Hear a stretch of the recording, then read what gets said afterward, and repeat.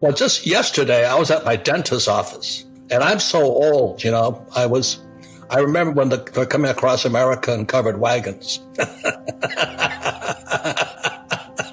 But I'm at my dentist's office just yesterday with a guy as old as me, and he's showing me my teeth via AI. Now, I had no idea what he was talking about, but he's an old guy, an old dentist, good one. He was blown away. He says, these are just your teeth. What we're doing with AI today. That's all I knew. An old guy, an old dentist, just going, I can't believe what they're doing. And so he and I were conjecturing like we're doing now, what happens tomorrow. And what he said is that AI is going to take over machines. So whatever that means, Raoul, take it away from here. Yeah, I mean, look, we've all seen this machine learning and AI coming, and then suddenly that chat GPT happened, and suddenly human knowledge has become scalable.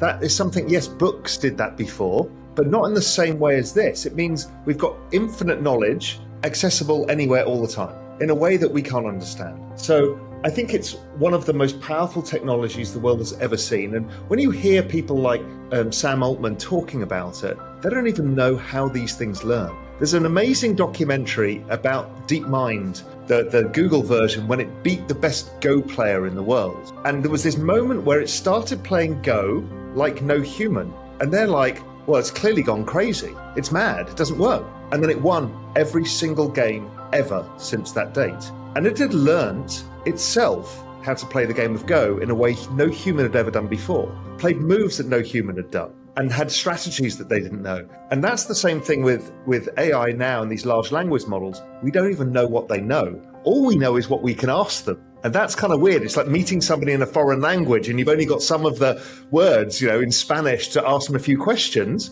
That's not the extent of their knowledge. It's the extent of our ability to question them. So there's that happening. And then, as you said, Robert, the applications at real world level outside of this chat GPT are growing everywhere. There was a friend of mine here who is the chairman of the local hospital, and he is also the radiologist. And I showed him this one night over dinner, and he just got this he knows he's out of a job eventually, but they're using AI to read some of the x-rays and stuff.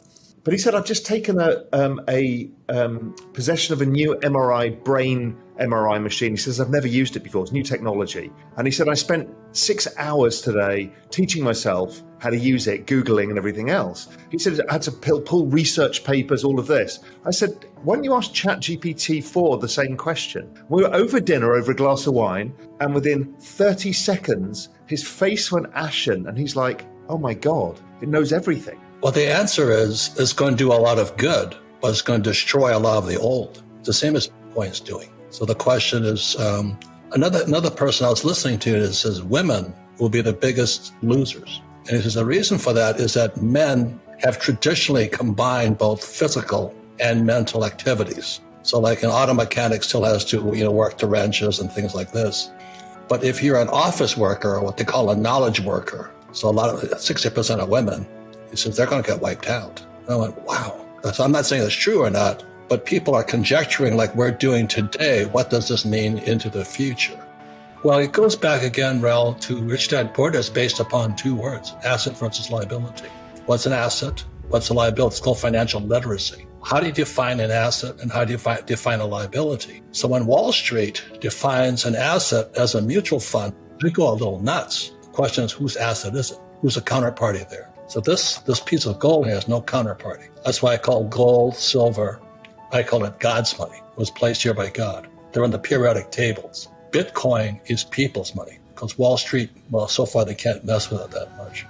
And so he goes into financial literacy definitions. What is an asset? What's a liability? So that's why I know he's hated by a lot of people, but Trump and I are really good friends. And we talk about how we create our own assets. What an entrepreneur does is I don't need Wall Street and I don't need the Fed, I don't need anybody to create my assets. So today, and I get kicked off of shows because of this, Raoul. Because well, what stock do you recommend? I don't. I create my own assets. I don't want anything that you can mess with. I don't want any of this stuff here. I want this stuff here. So I invest in cattle.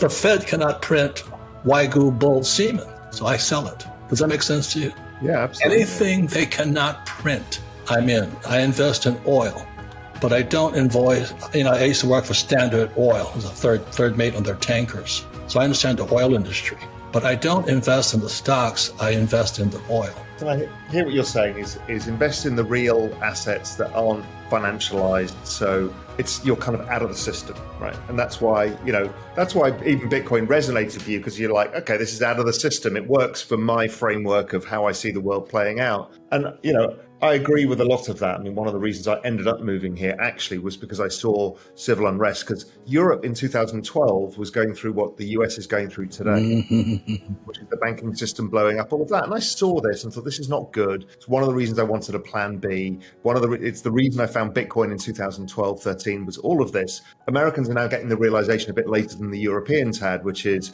you're on your own. It's something you and I have both talked about, is you're on your own in this world. You better figure it out because nobody's here to help you. Right. So I think my perspective on this is, we talked about AI. Mine is invest in your own disruption is the best thing you can do. And as you say, one thing is be an entrepreneur, but open your mind, exactly as you said, Robert, realize the world has changed, adapt, you'll be fine, or more likely to be fine. And if you're an investor, invest in your own demise. So that means, okay, every single AI, every robot, every single self-driving car, all of it requires a semiconductor. Right. Buy bloody semiconductors. There's an ETF called ETH. You don't have to be smart. You don't have to know the technology. You don't have to do anything. Buy one ETF. It's likely to do well over the next 10 years because we're going to have massive demand for this stuff. If not, just technology companies. And people don't look at valuations. We're in a complete regime change. I think even Robert's explaining this is a completely different world we're about to go into. So forget your valuation models, forget everything else. This is going to be, and maybe a big bubble at some point. You can get out when it gets a bubble, but we're early stage. We're nowhere near the highs yet, so go for that. And my other part of this is, as the machines get smarter and there's more AI and more robots, they will have their own system of money, and that will be cryptocurrency, because that's the efficient way for machine-to-machine payments. It all is part of this theme. So my theme is invest in that digitization. Your theme is invest in things that are non-disrupted by digitization. That's a very nice barbell of a portfolio if we put these two ideas together, because one will maintain wealth and the other gives you an opportunity to get a bit of a moonshot somewhere as well. Small ebook, big impact, the wealth tree. The only 4 ways that will make you financially free forever. Download it here for free.